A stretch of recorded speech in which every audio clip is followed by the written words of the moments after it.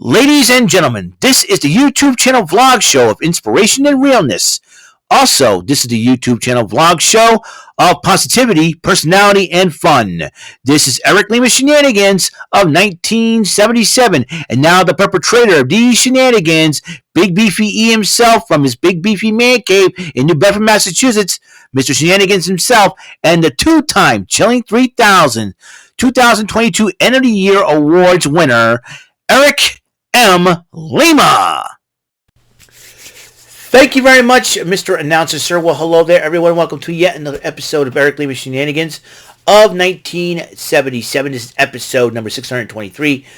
Before I do talk about what happened on Raw last night, I want to send my condolences and prayers to the family and to Jerome Latimer, a.k.a. Romy 2184, and his family and relatives for the passing of his grandmother, Dolores Johnson, at the age of 91. Come to find out about this yesterday, and I'm glad that I held off on roasting Romy for liking Diddy Kong Racing more than Mario Kart 64. But and I like joking around with Romy and all that, and laugh and everything else, and say you just made a list and all that on both of us yesterday, but during the live chat. But in light of this news, I'm going to refrain from roasting Romy in the joking manner, because I want Romy to undead, but instead I want Romy to have celebrate and honor his grandmother, and mourn her as well. And Romy, just to let you know, my thoughts and prayers and condolences go out to you and your family. You're a good man. You're a good guy. I kind of wish your grandmother would see how much of a good guy you really, really, really, really are.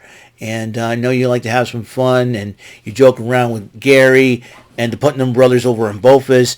But once in a while, you're a decent human being sometimes. And when it comes to loving your family and all, I know what it's like to lose two grandparents, and I've lost them both in the span of 15 years. My grandfather passed away in 2004. My grandmother passed away 4 years ago, and they've all lived their lives and saw their children and grandchildren grow up to be good people, and to really, really, really go out and make a difference. And just to let you know, Romy, that I wish you love. Wish you love, happiness, and friendship, and comfort during this tough time for you. So, Romy 24, a shenanigan salute to you, and I'm sure you'll be back stronger than ever, and I know you will. So, you're a good man, Romy. You're a good man, and I'm sure. Wish your grandmother. I'm sure your grandmother is hearing this right now from where she is right now. Probably the great, right, sitting down and watch the love that her grandson gets from friends and family that care about him and love him. And Romy, you're my internet brother. You're the man. That's all I'm going to say. And so I'm going to let you relax and enjoy my videos if you can, because I'm going to talk about what happened on Raw last night. But before I do talk about what happened on Raw last night, I went to Walmart today in Fall River, because Dartmouth's been slacking on getting DVDs in time. Which DVD did I get? That's right, the Super Mario Brothers movie on DVD, baby. That's right, the Powered Up Edition. And bonus features are you get to know the cast, leveling up, making Super Mario Brothers movie, the Super Mario Brothers movie field guide, Peach's lyric video, which Jack Black, Peaches, Peaches, Peaches, Peaches, and leadership lessons from Anya Taylor-Joy, the voice of Princess Peach, in there. And this is like the first time ever Mario and Donkey Kong had joined forces. And yes, it is the DVD set. Cost me $20. Check this out. So it is the Power Up Edition, and I'm going to try to open it up. I'm going to try to open it up. Crap. I'm going to try to open it up. You know what? Forget it. I'll open it up when I'm ready. I'll open it up later. All right. It's rated PG, by the way. So, Super Mario Bros. Movie, pick it up today at Walmart. It just came out today. Yay! I watched the movie a couple of months ago during my vacation. Crazy, isn't it? Well, a couple of months, boom! I think technology really does help. Excuse me. All right. And just like over a month ago, I got the WrestleMania 39 DVD that came out a month ago. I think technology makes things very, very fast. I gotta tell you. So, anyways, just to let you know what's going on. What happened on Raw last night? We're gonna talk a little bit about that. Right now, Seth Rollins, the new World Heavyweight Champion, kicks up Monday Night Raw, preparing for his first title defense when he issued an open challenge out on social media. It was answered by Damian Priest. Him and Finn Balor came out, and they started talking, and Rollins goes, "Let's bring it on. Can you do it by yourself without the help of Judgment Day?" And then when Damian Priest goes, "I don't need Dominic, I don't need Rhea, I don't need Finn," and Finn's kind of looking at him, and there was reports going on that the WWE's planting seeds in the storyline wise to break up the Judgment Day. That could be interesting, but more on this title match happening on. So the first matchup to kick off the Money in the Bank, kick off Monday Night Raw, the Money in the Bank qualifier, Becky Lynch. As you know, she'll try to join Zelina Vega along with for the Money in the Bank ladder match, going up against Sonya Deville. Chelsea Green started trouble at ringside, and so Becky Lynch tried to thrash her around. Trish Stratus and Zoe Stark came out to scout out Lynch, and despite the fact that Chelsea Green got involved, Becky Lynch did win the matchup and will advance in the Money in the Bank. So we'll see what happens there. Trish Stratus and Zoe Stark, I already talked about that already. Brian Saxon interviewed Sami Zayn and Kevin Owens until Imperium interrupts them.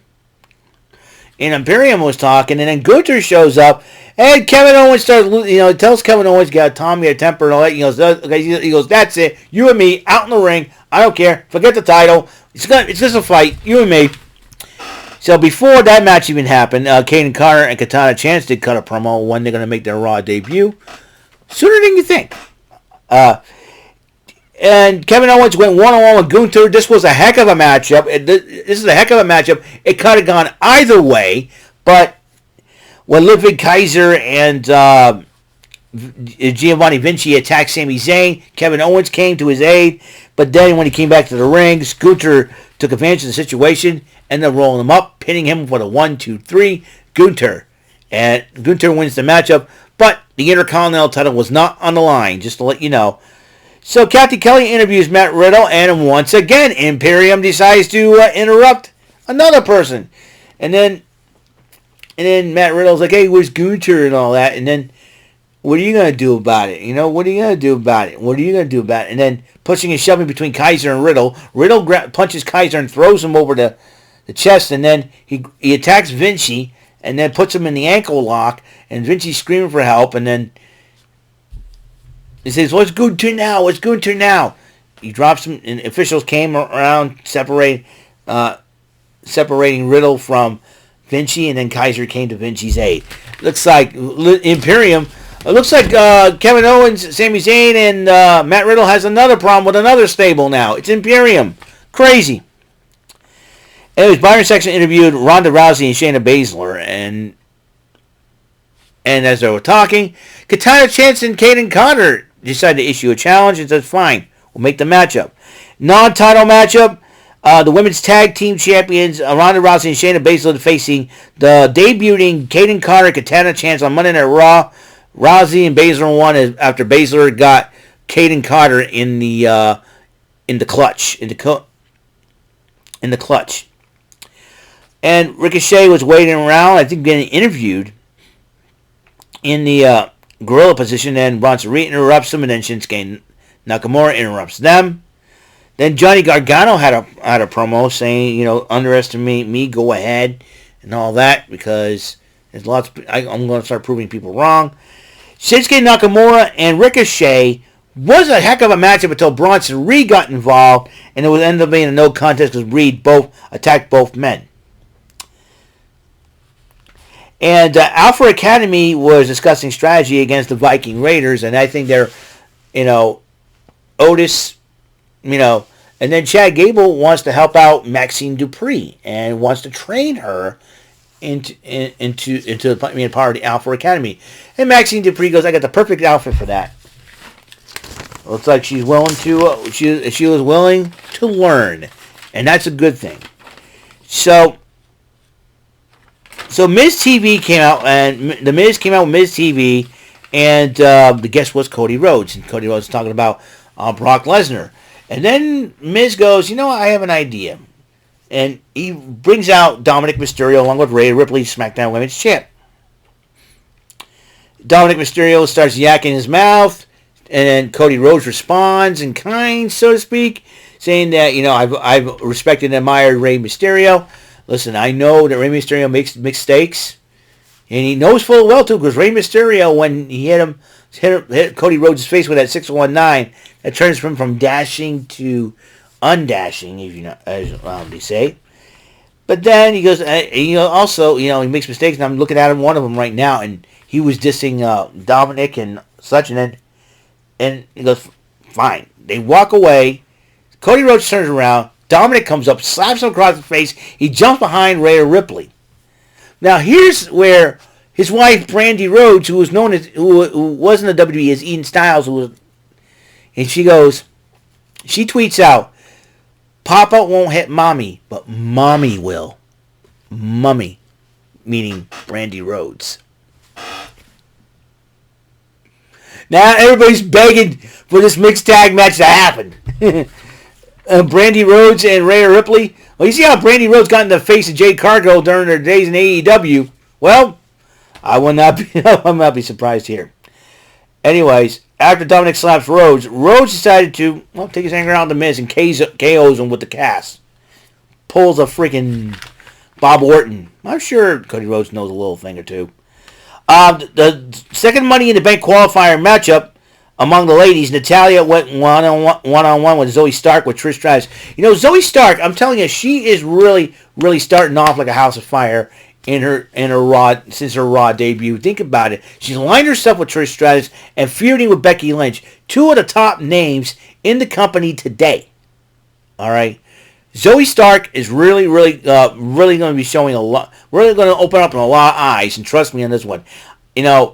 I may not like the attitude that she has now, but I believe that Zoe Stark is going to be a very big name. You will learn a lot from Trish Stratus and Becky Lynch by feuding with her and whatnot. It's gonna really take your stock to a newer level. And going up against Natalya as well. Natalya is a veteran of the Ring Wars here in the WWE. A lot of records have been set, and Zoe Stark did defeat Natalya with a Z360. To advance to the Money in the Bank will join Becky Lynch and Zelina Vega. That's going to be something else. Well, Paul Heyman cut a promo on the Bloodline drama, and it will be addressed this Friday night on SmackDown. Here we go again. In fact, it's considering more Jey Uso, whose side Jey Uso is going to pick, his brother's side or his other brother, Solo Sikoa and Roman Reigns. If you believe me, here's my opinion on the whole Bloodline thing. Heyman's behind the whole thing. Paul Heyman's out for himself, and he's trying to get back into WWE by holding the Universal title hostage. That's undisputed title hostage. That's my personal opinion on it. Well, another matchup that didn't happen, but whatever. Cedric Alexander, Shelton Benjamin against Undu Sher, Sangha, and Veer with Jinder Mahal in their corner. And all it is, Undu Sher just dominated, even though the bell didn't ring. There was no contest. Undu Sher dominated at that point. The world title was on the line. Seth Rollins versus Damian Priest. Rollins and Priest went at it. There was one time that Finn Balor tried to get involved, but it didn't even capitalize on it because Seth Rollins did retain the title over Damian Priest of the Judgment Day. So, what's coming up next? NXT tonight. Women's Battle Royal to determine who will be first. Tiffany Stratton's first challenger for the NXT Women's Championship. Well, this will be very interesting to see how fun that's going to be when NXT airs tonight at 8. Well, up next will be the Trebek Tuesday High Rollers, and I'm going to do that for you. The first Trebek Tuesday of June 2023. So, until the next episode comes rolling around, Mr. Announcer, please take us home. That is all for today's episode of the show. This is Mr. Lima speaking for Eric Lima Shenanigans of 1977. A Big Beefy E, do it for Bob Saget production, and in association with A Sweet Bowl for Raving Dingleberries Telepictures and Distribution. Thank you for watching another great episode of Eric Lima Shenanigans of 1977. Until the next episode, goodbye for now.